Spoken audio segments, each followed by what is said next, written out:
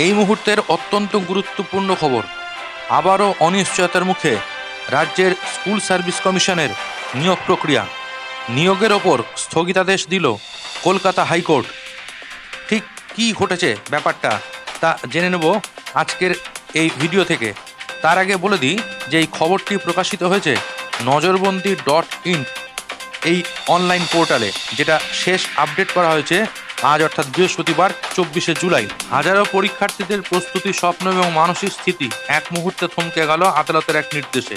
গত কয়েক সপ্তাহ ধরেই আলোচনার কেন্দ্রবিন্দুতে রয়েছে এসএলএসটি 2025, কিন্তু সদ্য আদালতের এক স্থগিতাদেশ নির্দেশ কিন্তু প্রক্রিয়াটিকেই অনিশ্চয়তার মুখে ফেলে দিয়েছে। প্রশ্ন উঠছে, কেন এই স্থগিতাদেশ?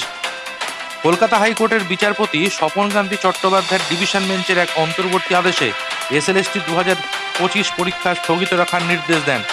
মামলাকারীদের যুক্তি ছিল, প্রক্রিয়াটি আদৌ স্বচ্ছ নয়। 2016 এবং 2018 সালের শিক্ষক নিয়োগের পর যেসব বৈধতার প্রশ্ন উঠেছিল তারও প্রতিধ্বনি এবারও। প্রশ্ন উঠছে, পুরনো মামলার নিষ্পত্তি না হওয়া পর্যন্ত নতুন নিয়োগ কেন, এবং অভিজ্ঞ ও চাকরি প্রত্যাশীদের প্রতি সরকার কতটা দায়বদ্ধ? পরীক্ষার্থীদের প্রতিক্রিয়া এবং বিভ্রান্তি ও মানসিক চাপ। এই স্থগিতাদেশে সবচেয়ে বেশি ক্ষতিগ্রস্ত হচ্ছেন প্রায় 3 লক্ষ পরীক্ষার্থী, যারা দীর্ঘদিন ধরে এসএলএসটির জন্য প্রস্তুতি নিচ্ছেন। অনেকে চাকরি ছেড়ে শুধুমাত্র এই পরীক্ষার জন্যই পড়াশোনা করছিলেন।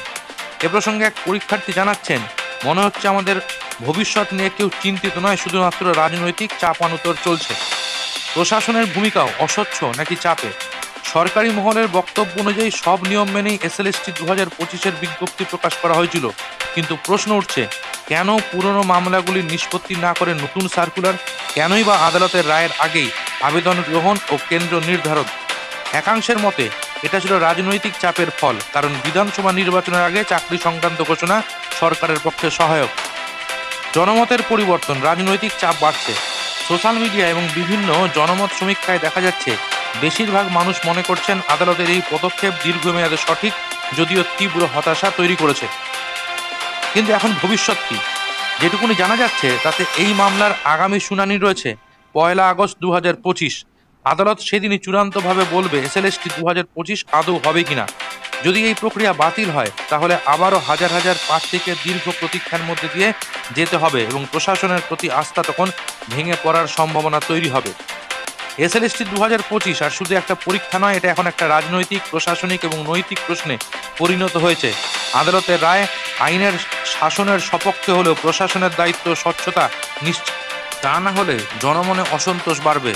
এখন দেখার বিষয় এটাই যে আগামী 1 আগস্ট কি হতে চলেছে, কি রয়েছে এসএসসির কপালে। ভালো থাকুন সকলে, সুস্থ থাকুন।